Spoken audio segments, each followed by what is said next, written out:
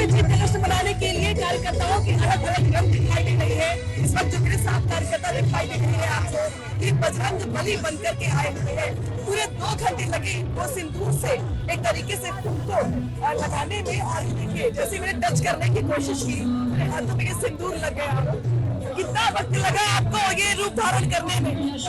मैं पूरे भारत भ्रमण करता हूँ, मर्यादा पुरुषोत्तम मेरे श्री राम जी माननीय प्रधानमंत्री बन गए हैं, जो जनताओं के काम के लिए काम करते हैं, मानवता के लिए काम करते हैं, गरीबों के लिए काम करते हैं, दलितों के लिए काम करते हैं, ओबीसी के लिए काम करते हैं। सबका साथ, सबका विकास, सबका विश्वास प्रयास की पद्धति पर आज भारत को सर्वाधिक विकास किए हैं और बिहार के राजा और भारत के राजा की जोड़ी हित कर गई।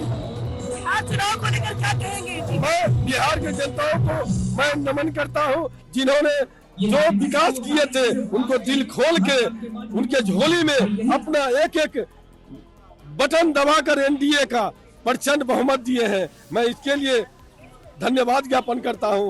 बजरंग बली के एक हाथ में गदा है, दूसरे हाथों में नीतीश कुमार मोदी जी की तस्वीर है, और हृदय में तो आपकी मोदी जी की तस्वीर लगी हुई है। ये कैसे सोचा आपने ये करने के लिए? ये तो हिट हो गई दोनों की जोड़ी, तो दोनों को ले लिए साथ में, और मोदी और नीतीश की जोड़ी हिट कर गई ये बिहार के विधानसभा चुनाव में। और ये बता दिए जो विकास करेगा उसके साथ जनता रहेगी, और बिहार तो झांकी है, बंगाल अभी बाकी है।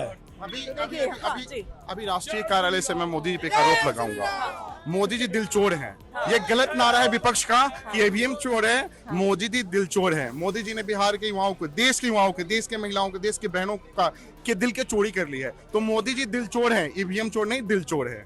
मोदी जी ईवीएम चोर नहीं, मोदी जी दिल चोर है। आपने सुना कार्यकर्ताओं के मन की बात, और कार्यकर्ताओं के आप अलग अलग रंग भी देख रहे हैं।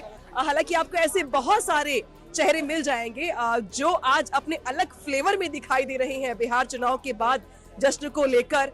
और बाकी लोगों से भी बात करूंगी मैं, लेकिन सबसे ज्यादा खास हो जाता है पीएम मोदी का वो संबोधन जो आज बिहार चुनाव की जीत पर पीएम मोदी कहने वाले हैं। बता दें आपको कि पीएम मोदी ने इस बार बिहार चुनाव में 1 दर्जन से भी ज्यादा रैलियां की। पीएम मोदी ने पटना में रोड शो भी किया।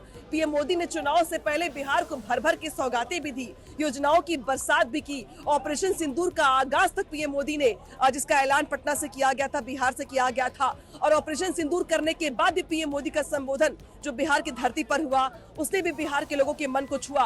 और आज नतीजे ये हुए कि बीजेपी की अप्रत्याशित जीत बिहार में हुई है। इसका आकलन खुद बिहार के लोगों को नहीं होगा। आप लोगों को लगा था ऐसा कि इतनी सीटें आ जाएंगी? मैं बिहार से बिलोंग करता हूं, सुप्रीम कोर्ट में प्रैक्टिस करता हूं। बिहार में जो डेवलपमेंट लालू जी के राज के बाद से नीतीश के नेतृत्व में हुआ, और खास करके हमारे एडवोकेट अरुण जेटली जी का जो समीकरण था बिहार को लेके और नीतीश जी को लेके, उसका आज प्रत्यक्ष परिणाम दिख रहा है। यूपी और बिहार में माई का कैलकुलेशन इस इलेक्शन में बिल्कुल खत्म कर दिया गया। देश के हिंदू और मुसलमान सारी जातियां एक होकर के विकास के लिए इस बार वोट दी है।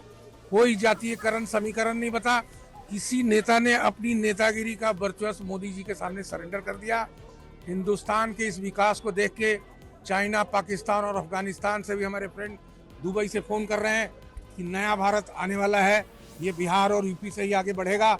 और बिहार यूपी के लोग जो देश के बड़े बड़े एडमिनिस्ट्रेटिव ऑफिसर्स हैं, उनको भी एक विश्वास जाग रहा है नहीं, उनके लिए करने बातें कर रहे हैं, लेकिन आप महिलाओं की बात नहीं कर रहे। महिलाओं ने तो इस बार महिलाओं को इस बार बिल्कुल हाँ। महिलाओं के लिए हमारे chief justice, would be chief justice ने एक बड़ा अच्छा स्लोगन दिया, जितनी कामकाजी महिलाएं हैं वो देश के लिए काम करे। हमारी वकील महिलाओं के लिए भी चीफ जस्टिस ने कहा आप ज्यादा से ज्यादा बार में भागीदारी ले। और नीतीश जी ने जहां उनको लगा कि समीकरण गड़बड़ाएगा जातीय से, वहां महिलाओं को आगे कर दिया। आज महिलाएं हर्षोत्साहित नहीं है, महिलाओं का योगदान आ रहा है। किसी जमाने में मुलायम सिंह जब कहते थे कि 33% महिलाओं का आरक्षण होना चाहिए, आने वाले दिन में मुझे शंका नहीं है कि 66% आप महिलाओं का योगदान रहेगा देश चलाने में। पहले इंदिरा गांधी थी, अब घर घर में इंदिरा गांधी होगी, लेकिन बीजेपी वाली इंदिरा गांधी, कांग्रेस वाली नहीं। तो यहाँ पे कार्यकर्ताओं के मन की बात सुन रहे हैं आप, बहुत सारे लोगों से हम बातचीत भी कर रहे हैं और आपको तस्वीर दिखा दूं एक बार फिर से मैं, वही वो मंच है जहाँ पर पीएम मोदी कार्यकर्ताओं को संबोधित करेंगे। और अभी तो आपको जगह दिख रही है थोड़ी बहुत यहाँ पर, लेकिन जैसे जैसे पीएम मोदी के आने का समय होगा वैसे वैसे आपको कार्यालय के पास पैर रखने की जगह नहीं मिलेगी। और कुछ लोगों से और भी हम बातचीत करेंगे, लेकिन झंडा देखिए किस तरीके से बीजेपी मुख्यालय पर लहरा रहा है और गाने बज रहे हैं। कुछ देर पहले ढोल पे बज रहा था। कहाँ से आए हैं आप लोग? आप लोग कहाँ से आए हैं? मैं दिल्ली से हूँ, बहुत अच्छा हूँ मैं। और आपके चैनल के माध्यम से सबसे पहले तो मैं पूरे देशवासियों को आपको स्पेशल बधाई देना चाहता हूँ, है ना। ये हमारे एनडीए की प्रचंड बहुमत जीत है। ये सिर्फ और सिर्फ नरेंद्र मोदी जी की और नीतीश कुमार जी की छवि की जीत है। कुछ ही समय में आपको देखना नीतीश कुमार जी 10वीं बार मुख्यमंत्री की शपथ लेंगे। पहली बार जब ये हमारे श्रद्धेय प्रधानमंत्री श्री अटल बिहारी वाजपेयी के कहने बने थे और अभी ये 10वीं बार शपथ लेंगे। ये सिर्फ और सिर्फ लोकप्रिय प्रधानमंत्री और नीतीश कुमार जी की छवि की जीत है और इनके जंगल राज का सारा खात्मा हुआ है। और देखिए जो भी है, एक सबसे बड़ा फैक्टर क्या लग रहा है आपको बिहार चुनाव में, सबसे बड़ा बुलेट पॉइंट जिसने बिहार चुनाव का रुख बदल दिया? महिला सशक्तिकरण। सिर्फ और सिर्फ महिला, अगर हम किसी भी स्टेट में अगर हम महिला को सम्मान देते हैं, महिला सशक्तिकरण पे सोचते हैं, सबका साथ सबका विकास लेके चलते हैं, पॉसिबल है। और ये बिहार में महिलाओं ने कर दिखाया। बिहार में तो छोटी चीज है, अब अगली बारी बंगाल की है और धीरे धीरे श्री राम जी सनातन का हर जगह जज्बा लहराएगा। तो बिहार में महिलाओं ने कर दिखाया और इसीलिए जो महिलाओं ने कर दिखाया उसका जिक्र यहाँ पे हर कार्यकर्ता की जुबान पर है, क्योंकि सभी ये मानकर चल रहे हैं कि जिस तरीके से महिलाओं ने साइलेंट वोटिंग की उसका असर ये रहा कि बिहार चुनाव में बीजेपी को अप्रत्याशित जीत मिली है।